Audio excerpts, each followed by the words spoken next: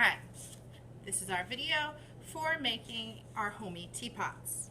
So, in the previous video you've seen how I've made some slabs, how I've made some pinch pots, how I've made some coils, and used coils to make things. So now I'm going to take the rest of my clay, and there are kind of two ways that you're going to end up making your teapot. You're either going to make a pretty super big pinch pot, or you're going to use some slabs. So I'm going to do the pinch pot way first. So you're going to pinch out your pinch pot. And I'm using my hands. I'm working with it not on the table because the table is going to flatten it out. If I make a pinch pot on the table, it's going to end up being a big flat object because the clay is going to want to flatten out. And I want my teapot to be round. So pinch pots are the way of making kind of rounded teapots. So I'm going to pinch. I'm going to make sure that everywhere where I can pinch is as thick as my finger. So I'm going to have to keep going around and making sure that I'm not too thick and I'm not too thin. So once I've got my first pinch pot, I'm going to go grab some clay so that you can see what I'm working with.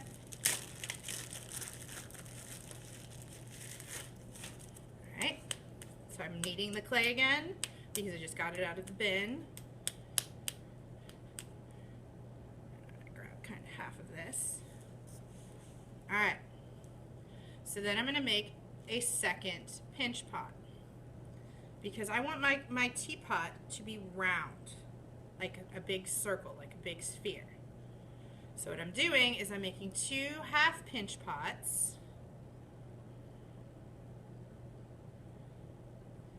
and then I can put them together.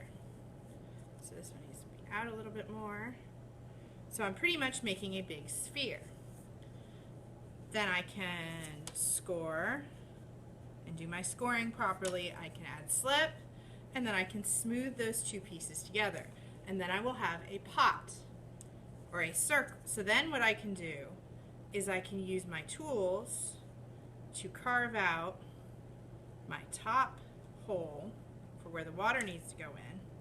And this is easier if you've actually connected your two pots, but I'm not going to make you sit here and watch me do that.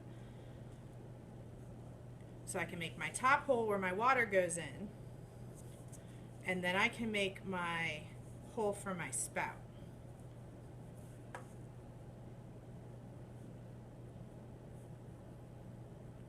So once I've got my spout, I've got my water, then I can take that coil creation that I made, and that can be my spout. So I can make it spout out of coils. I can even take and make my, depending on what your spout's supposed to look like, I can cut my slab, and I can make my spout out of a slab, like a rounded slab. So that is the way to make kind of a rounded teapot.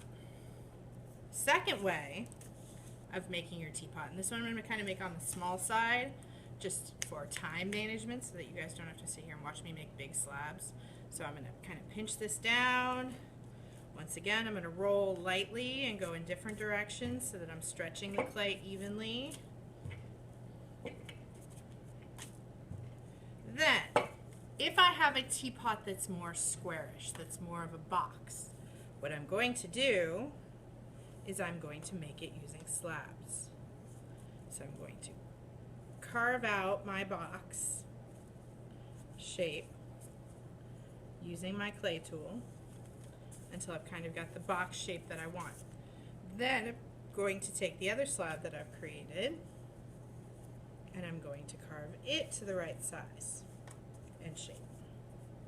So in order to put these two pieces of clay together, I'm going to score, slip, and smooth. And this I'm going to show you because adding two slabs together is a little bit more tricky than putting two pinch pots together. So I'm going to score, I'm going to add slip, and I'm going to smooth. Now, the thing that happens when I do this is very rocky. It's not very sturdy. So my trick to making that slab be a little bit more sturdy is I'm going to take a piece of my scrap clay and make a teeny tiny itty bitty little coil. I can't do anything else with this coil, but I'm going to dump it dunk it in the slip so it's super wet. And then I'm going to use it to reinforce the inside corner. So I'm going to put it in there. I'm going to smooth it until I can't feel it anymore. And now look at how much more sturdy that side is because I've reinforced that corner. So you can reinforce your corners using coils. Just make sure they're super wet so that they kind of disintegrate into your corner. So you can do this and continue doing this until you've created a box. So you can see this person has made their box. You can see how thick the sides are. They're thick as my finger. And then this would be a good start to your teapot. Then you could carve out your spout. You could add another slab on top and then carve a hole in the top. Or you could even make a lid so that the lid gets placed on it.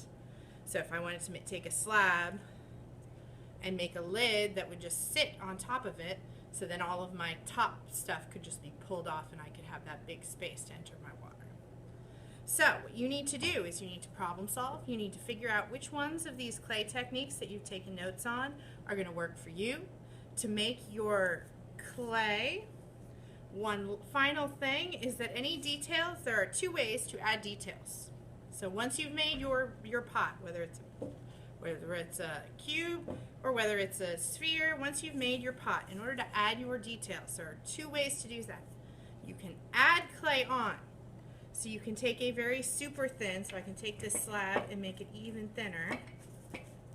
So I can add a piece of clay onto the outside so that it looks like there are added pieces, so that it gives that texture. The other thing I can do is very carefully, I can carve clay away. I don't want to carve too much because then it will make it too thin and it will make a weak spot. But I can carve clay away so that there's actually like a hole. As long as your hole's at the top, you can even put in holes.